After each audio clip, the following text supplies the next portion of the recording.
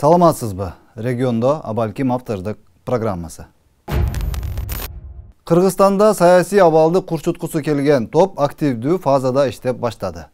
Жазда бир, күздө бир бийлик алууга болгон мүмкүнчүлүгүн жумшап келе жаткан топ бул ирет Кемпир-Абад маселесинин бетине карманып, элдин алдында акысыз атайын уюштурулган концерттерин улантууда.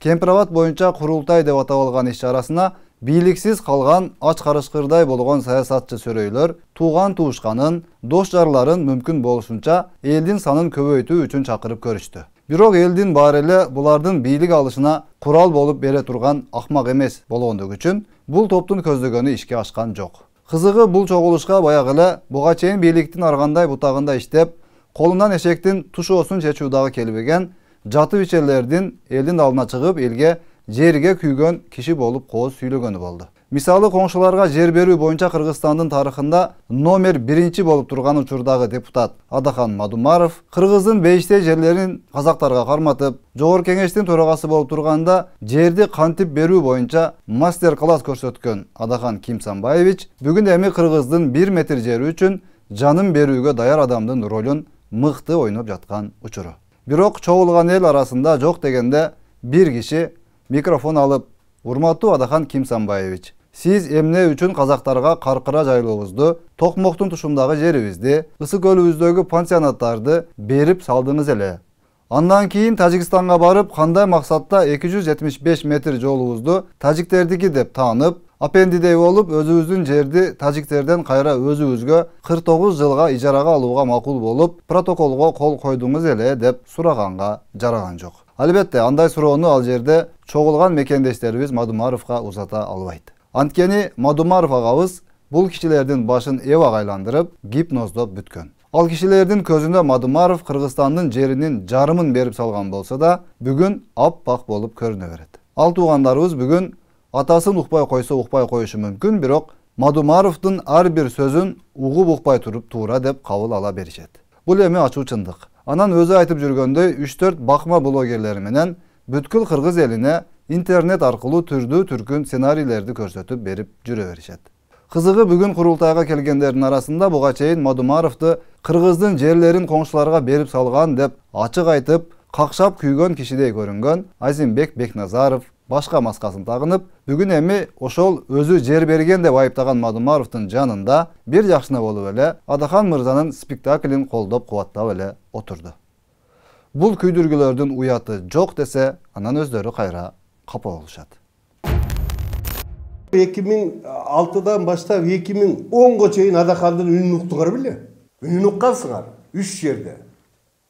Биринчиси, казак-кыргыз чегерасы каралып атканда Масалиев, Исаков, Бекназаров менен жүргөндө биз менен каршы болуп жүргөн Адахан Ак Жол партиясы менен келгенден кийин за берип, Каркыра, Көксай, Токмоктун тушу, Маймак бардыгын казактарга өткөрүп берген. Тарыхый документте анын колу турат. Жогорку кеңештин төрагасы Мадумаров деп. Дошу за берип турат. 2 жыл кийин мурдараак Масалиев, Бекназаров менен жүргөндө ал каршы болуп жүргөн. Экинчиси, дагы бир тарыхый документте колу бар. Азыр Айбалай экөө кармашып атпайбы? Ал документти мен 10-жыл изилдегем, өкмөттүн мүчөсү катары, чегара маселелеринин куратары катары. Да, меморандумда Адахандын колу бар. Совбестин секретары.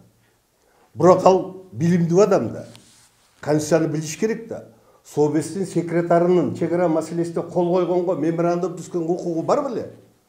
Же өкмөт ошого ошондой укук бериптирби? Же Жогорку кеңеш ошондой укук бериптирби ага? Же президент берген бекен кол кой деп? Жок. Ал боюнча эмне айтпайт. Үчүнчү дагы бир тарыхый документте колу бар Адахандын. Ушуларды айтпайын десе айтып турдуңар да. Көл жегинде 4 анклав бар. 4 анклав Казакстанга өткөн. 50 гектар жери бар. Бессрочно Казакстанга Назарбаев өткөрүп бергенбиз. Хотя 94-жылы Шеримкул Успекергесте өткөрбөй койгон. Адахан Данияр Үсен экөө шашылыш түрдө кезексиз өткөрүп туруп, ошону казактарга өткөрүп берген. Чегара менен кошо бир күндө карашкан. Ал жерде да Мадумаровдун колу турат. Бүгүн Ысык көлдүн жегинде 4 анклав бар, Казакстандын территориясы бар.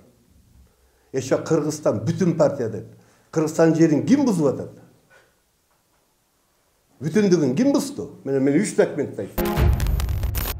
Курултай деп аталган жыйынга келген саясий оюнчулардын тобунда баягы 2010-жылдагы кыргыз-өзбекти согуштуруп, арыкта суу ордуна кан агып жатканда Кадыржан Батыровдун жанында кол чаап кубанып, кыргыз эли үчүн ким экенин ошондо эле көрсөтүп койгондор. Анан баягы наркомандыгын бүт кыргыз эли билип бүткөн акынчалыштар Фейсбукта отуруп алып өзүнөн башка бардык адамдарды акылсыз, акмак көргөн, бир туруп аны, бир туруп муну шылдыңдап, күн өткөрүп жүргөн тырмакча ичиндеги эң эле акылдуулардын кээ бирлери келгенин көрдүк. Анан албетте баягы эле жазында гей-парадка, күзүндө бийлик талаш парадына катышып жан баккан, батыштын НПОлорунун акчасына күн көргөн, же эркек экени, же аял экени белгисиз адамдар да атайын Бишкек тараптан чогулуп келгенине күбө болдук. Ошондо бүгүнкү күндө Садыр Жапаров менен Камчыбек Ташиевди бийликтен кетирүү операциясына көгүшү деле, ити деле, пити деле, сагызганы деле, бульдозери деле, орусту кудай тутканы деле, батышты кудай тутканы деле баары бир аталадай болуп аралашып, жорулушуп, биримдикте аракет кылып жаткан учуру. Ал эми Кемпирабад болсо бул болгону жөн гана булар үчүн бетине кармана турган шылтоо болду да калды. Булар эч качан азыркы бийлик кандайдыр бир маселени чечишин каалабайт. Кыргыз-өзбек чек арасы тынчтык жолу менен бир ок атылбай туруп чечилип, Кыргызстаныбыздын кызыкчылыгы максималдуу түрдө корголуп жатканы албетте бул бузуку топ үчүн эң чоң көйгөй. Анткени президент Жапаровдун командасынын кыргыз элинин алдындагы кадыры дагы бийиктеп, эли журт бийликке каршы чыгып, тас тополоң салууга шылтоо табыш кыйын болуп калат. Ошон үчүн мүмкүн болушунча ар бир сөзүндө бийликти жамандап, Жапаров андай, Ташиев мындай деп кыргыздын кулагына куя бериш керек. Уккан сайын кулагы кызып, анча-мынча ак менен каранын айырмасын биле албаган мекендештерибиз жүрөгүндө бир аздан так калып отуруп, акыры бул бийликти дагы жаман көрүп, бузукулардын сөзүнө ынанып, көчөгө чыгып, төңкөрүш кылып, ушул сагызгандай шакылдап күн көргөндөрдүн тобу бийликке барып калыш керек. Болгон маселе ушул.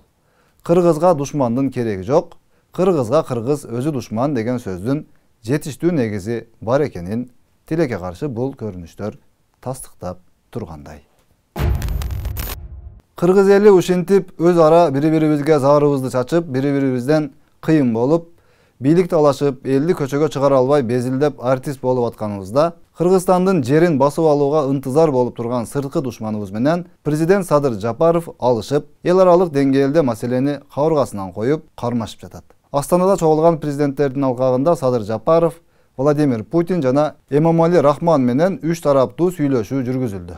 Президентибиз Садыр Жапаров Адахан Мадумаровго окшоп, тажиктерге 275 метр жолду 49 жылга берүүгө макулбуз деп кол койбостон, тетирисинче Баткендин 1 сантиметр жерин дагы эч кимге бербеймин деп көгөрүп отурган чагы. Камчыбек Ташиев болсо сырткы душман эртели кеч баары бир куралдуу кол сала турган болгон соң, кыргыз жерин, кыргыз элин коргоо үчүн заманбап курал-жарак керек экенин жакшы түшүнүп, дал ошол армиябызды эң акыркы үлгүдөгү учкусуз учактар менен камсыз кылуу менен алек болуп чуркап жүрөт. Эгер эми ушул бийликтеги Жапаров менен Ташиевди ар кандай арам жолдор менен каралап, бийликтен кетирсек эле, Тажикстан менен маселебиз бир ок атылбай чечилип калат.